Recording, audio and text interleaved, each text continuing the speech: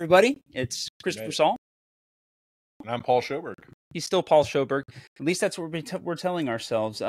Welcome again to this week's Boggy Update, where we're talking about all things local news here in the Niceville, Valparaiso, Okaloosa County area. And it's a great day to be here. It's a little warm. Well, you have all these lights pointed at us. Yes. I do not naturally look this good. As a matter of fact, I would say that I would say a B+ at best, right? Yeah, at least we're getting it. But yeah, like check that out. We have a new board thing that I'm playing with here that switches back and forth between all of our stuff so that we can show you cool things and talk and hold your attention. And then here's a video of Paul. Hi, Paul. Here I am. There he is. Look at him. Stuck in the middle with you. Good looking guy.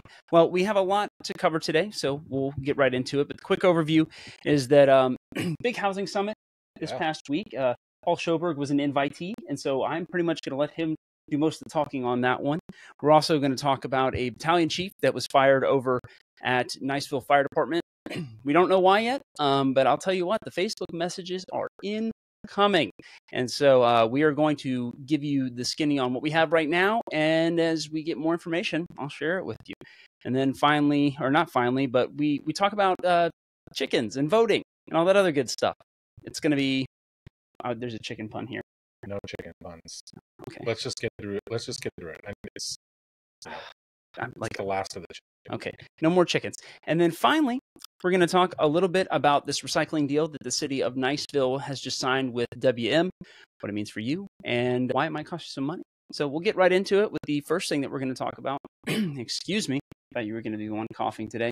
Seems that's not the case. But Paul, you and a couple of our buddies, including John Solomon, who wrote the article for Mid-Bay News, went to an invite-only housing summit with the Okaloosa and Walton County Departments of Health. Can you tell us a little bit about what happened and why you think it was important for us to all kind of get together and talk about it? Yeah, I mean, I think the first thing I want to say is that both the health departments put on a very good event. Like, the planning was great. The communication was great. So I was honored to be a speaker and talk about the challenges for builders and developers and those in real estate in general to have to deal with this affordable housing issue. And so it was a well done event. Like I said, they had a lot of non-for-profits there.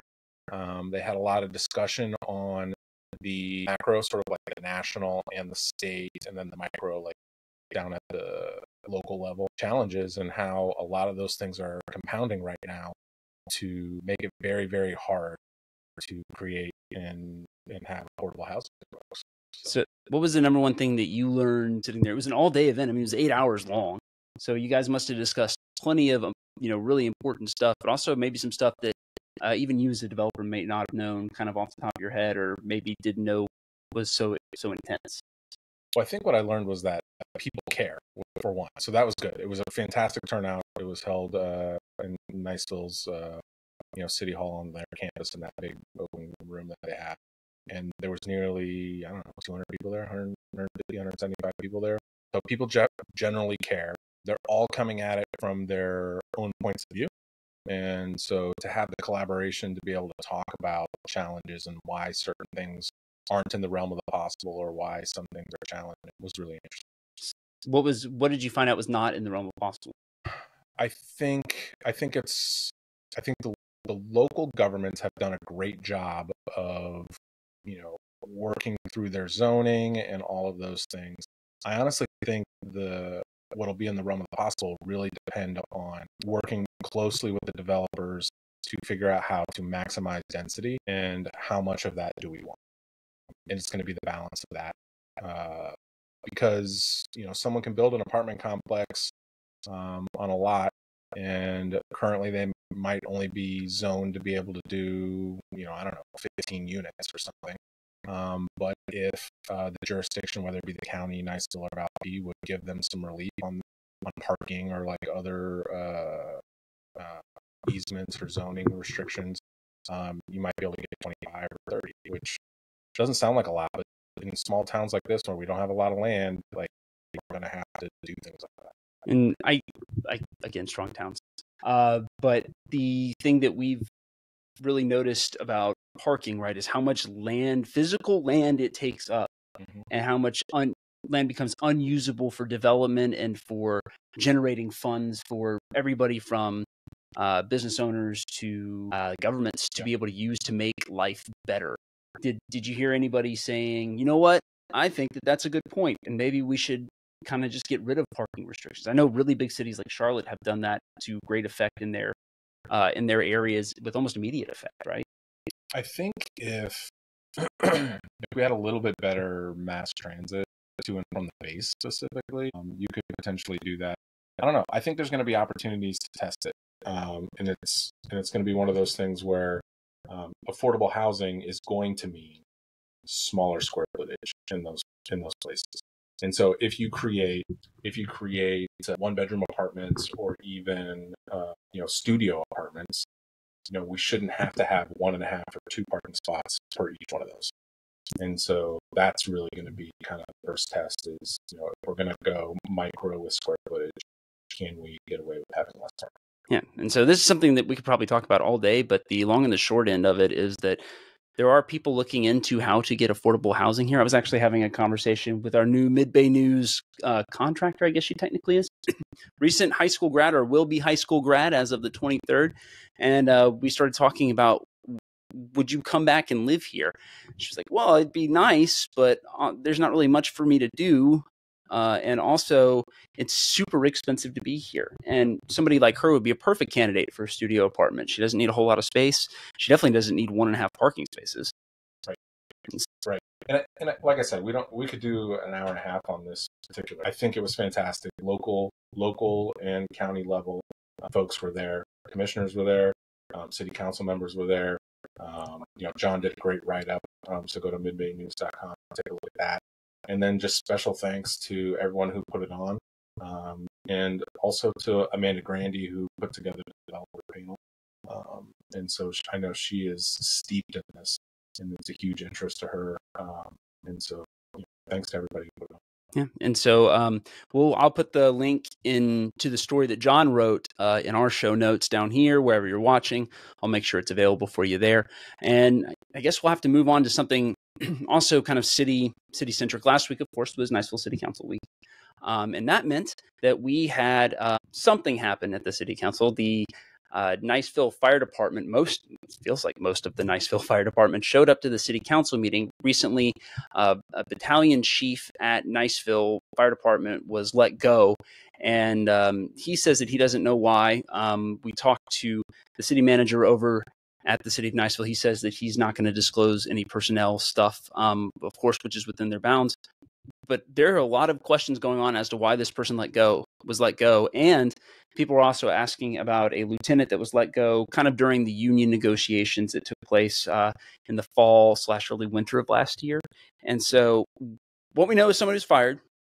We know that there's a bunch of people that are really angry about it. And we know that this guy had no disciplinary infractions, showed up every day to work. But as to why he's gone, we don't really know. And Facebook is blowing up. Our inbox is blowing up. And we're hoping to get more information about it. But I guess as an employer, man, it's got to be hard, right? Because you can't just like talk about everybody's everything, because that's begging for a lawsuit. As much as we would like transparency on this issue, I think that we're not going to get it, at least in the short term. And I would be shocked if the gentleman didn't know why he was let go.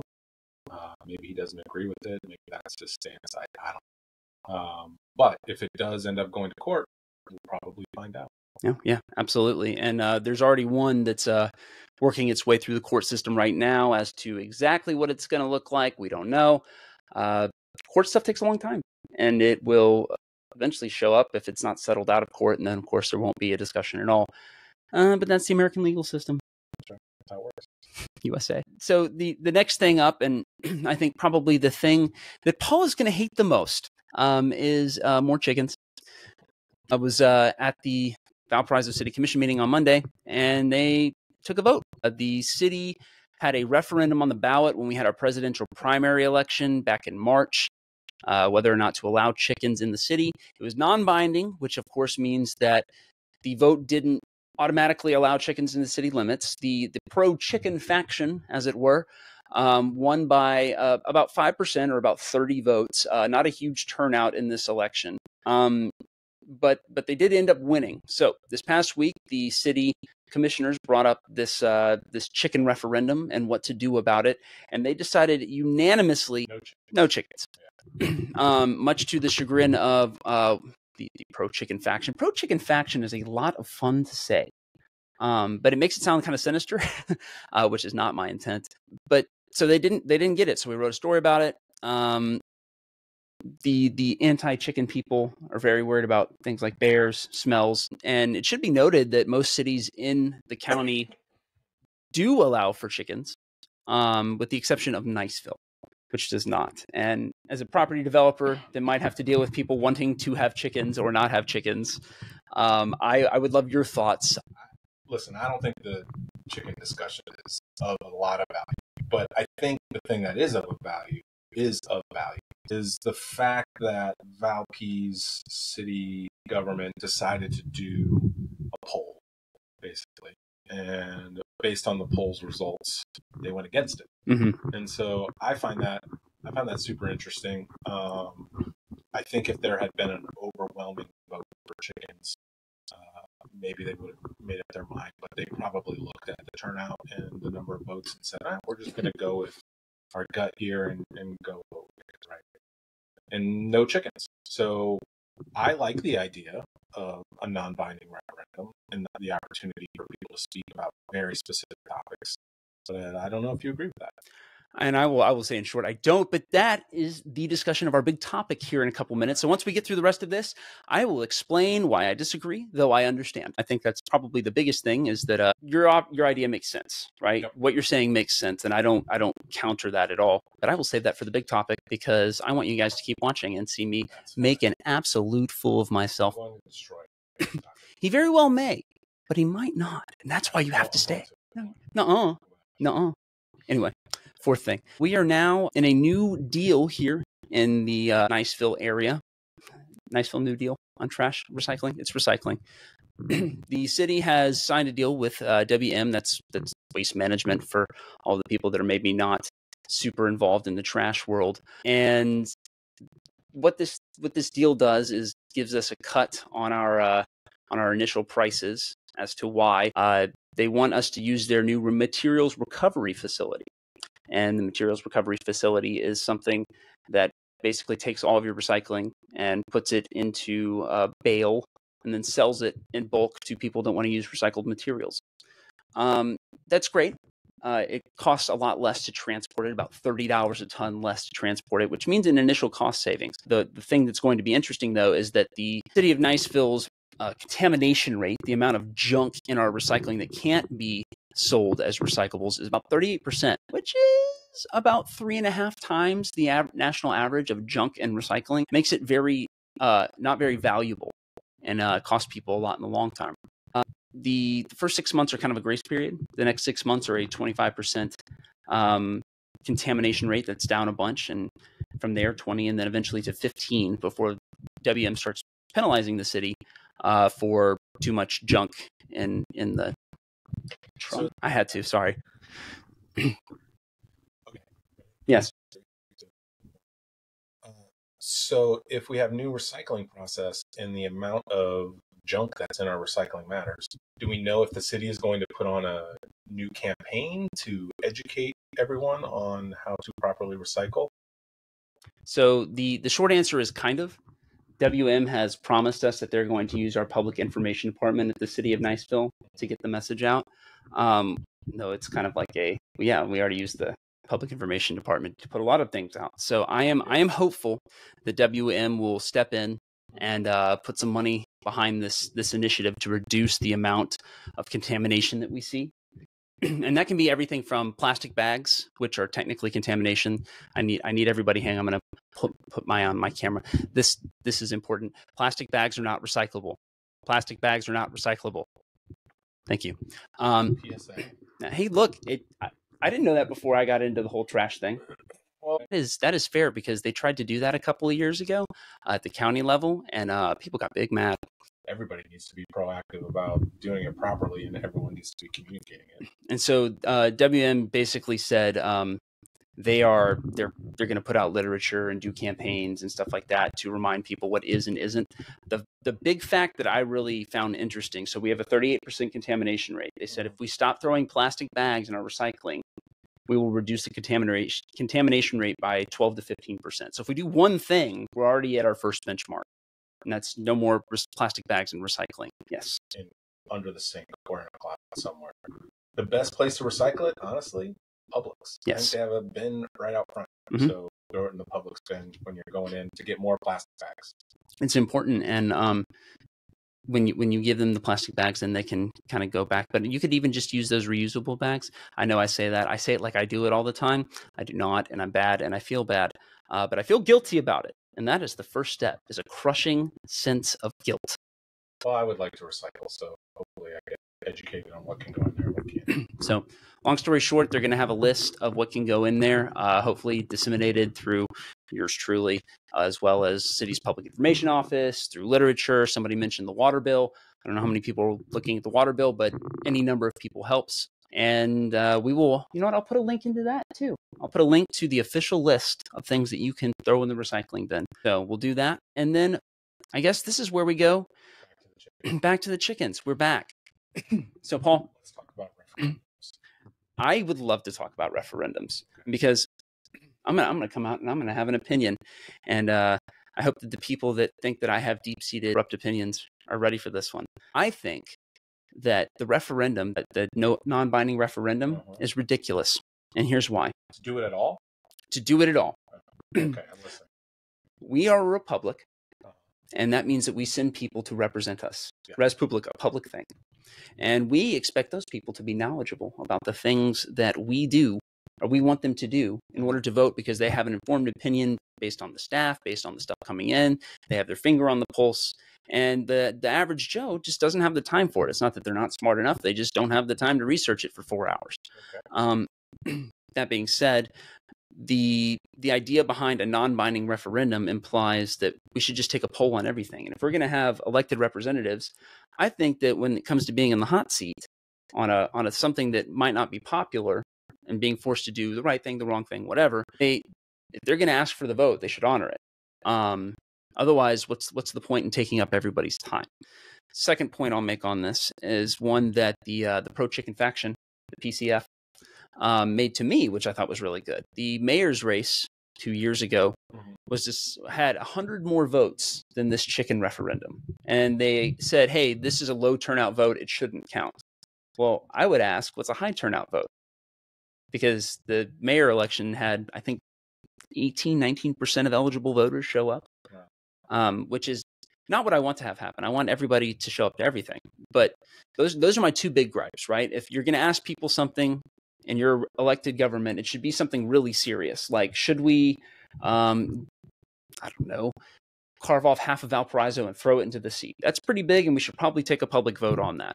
But whether or not we should have chickens, I feel like should be handled by the people that are voted in to represent us. And then secondly, the referendum, the people showed up at about the same amount they did to vote for mayor, and we said that the mayor's duly elected. So I just don't love the idea of something that's voluntary that they don't have to follow, and bringing people in and taking up their time. Okay. I can agree with all that stuff. I think the whole idea is interesting, of like getting people's opinions on something before you vote on it. So Sure. I kind of like that idea. Like, okay, we went and saw. Now, obviously, low turnout, and if you put a non-binding referendum on there, the pro-chicken people, I would suspect, got the word on the street and got everyone and their mom that they thought they could to vote for that. I agree on that. And the no people probably aren't as opinionated about the no. So, but I mean, there is something to be said about, I don't know, if there was a way, like before every council vote, that you could just garner large opinion on an important topic to scale and quickly. I like that idea, and I think technology and things are headed in that direction. But you're always going to have the bias of the people who are most interested in, city council's behavior are the ones who are going to vote. And so, I don't know. I think if it was a decent turnout and overwhelming pro-chicken, then I think the council would have gone. Oh, I totally agree. I think that if they had 70% of the same level of turnout, that would have been a different story. And that's why, I mean, I think we both kind of agree on the basic points, right? It was in the standard deviation, so they could say no without getting huge public blowback. And I think you're right about that. I don't think they'll get public blowback on it. I think that most people are ambivalent at best on chickens because they feel like, and that's what I guess what I'm saying is that the people are ambivalent at best because it seems like minutia. So maybe the elected officials should handle it. So that's my hot take. Not necessarily the right take, but that's what I firmly believe. I would be scared to use like a baseball. Oh no, because concerned citizens of Niceville and Niceville word of mouth and Valp equivalents would come out. I was about to, well, if we did a Facebook poll on stuff, that thing where I said we should cut half of Valparaiso off and throw it into the sea, it would probably like win because people are crazy. Love y'all. We just can't. Yeah, it has to be scientific. And concerned citizens of Niceville is many things. Scientific is not one of those things at all. Anyway, that's our big topic. Let us know what you think. Should we have these public votes on non-binding referendum that don't actually mean that something's going to happen at the end? Should we do something different? Should we have a vote on everything? Chickens, should we have them? Well, it's ultimately, I guess, the commission's decision. And if you really hate it that much, you guys will go out and vote. But importantly, put in the comments. No more chickens. Discussion about chickens. Discussion. I would like to eat. I'm having what's it called? Not buffalo chicken. Man, no. There's an Indian recipe about it, and it is called not orange chicken. Anyway, not the point. It is not important. Some spicy Indian chicken. People love the spicy Indian chicken. And I guess we'll kind of move into what's coming up this week. This week, I have a lot of video editing to do. We're talking to County Commissioner candidate Marianne Wines, who hopped into that race that covers everybody gets to vote in it, but the east half of Niceville and Destin is in this district. So it's especially important for us sitting here in District 5 right now. We'll have that interview with her. And then I'm speaking with DeCarlo Garcia, who is a local activist up in District 1, the northeastern part of Okaloosa County. He's running for county commissioner. He's the only one that's running for county commissioner against an incumbent. That incumbent is Paul Mixon, who won his first election in 2020. So it's going to be an interesting race, and we almost never see somebody go up against an incumbent in Okaloosa County. So frankly, I'm interested to see how this one turns out for that reason alone. But we have a lot of interesting races going on. And then, of course, I'm getting some scuttlebutt. We're going to see a couple more candidates coming up and maybe even a new race in our area in the next couple of weeks. And when I can get some more concrete details on that, I will, because I don't want to look like a fool on camera. And then post 20. Yeah, there's two exciting openings this week. One, post 20 is going to open Tuesday, tomorrow at 4 p.m. Tomorrow. So this pot will probably come up either yes, right? Tuesday, 4 p.m., 21st. And Willingham's is opening their new seafood facility next to Valp. Okay, cool. So at Willingham Seafood, the famous local seafood that had a fire a year ago? I think it's a little longer than that. But yeah, they had this waterfront. It was a shack. Yeah. But it was like it was a cool shack. It was nostalgic and it was fantastic. And unfortunately it had a fire and burnt to the ground. And they couldn't get a deal with the current landowner because the landowner has a different long-term view of what he wants to use that property for. But I guess the boats are still going to be there, and then they're basically just opening up a storefront next to Goodwill across the street from their old location. Okay, cool. So when is that happening? I think it's this week. It's this week? Okay. Yeah. Look at their Facebook page. They announced it. I can't remember the exact date. But huge fish eater news this week. Yeah, might be Tuesday, might be Wednesday, but definitely this week. We have a lot of food places opening this week, which is cool for a town of our size. Yep. But yeah, that's what we got this week. Got anything else besides buy and sell? Nope. I'm just super glad that post 20 open. That's going to be very emotional. I know they had their soft open, and some people got a sneak peek. And the place looks amazing, and just super excited to experience it firsthand myself.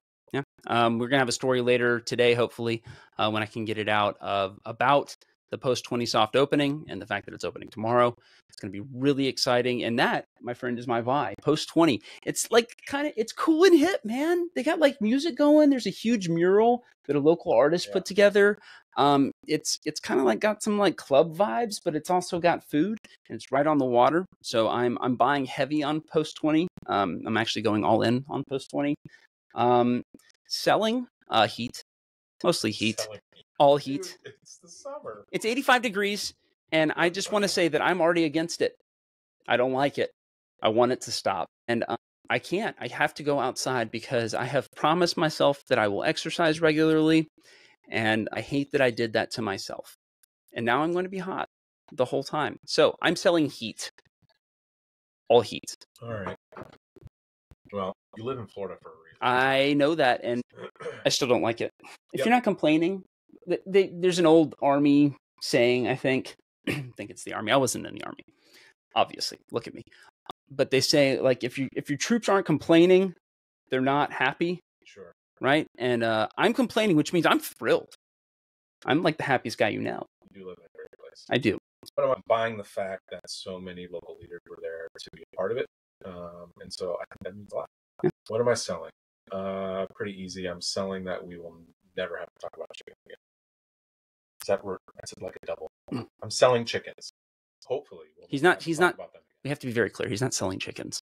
He's selling discussion about chickens. Right. I don't want anybody asking this man for chickens because they've already been cleaned and indeed, as God intended. Yeah. Well, I think this is where the pod ends. It was great to see you guys. We'll talk to you next week. As always, comments, compliments, encouragement, also hateful comments down here. We don't care about your hateful comments because, frankly, they just get us engagement. So thanks for your help. Be nice.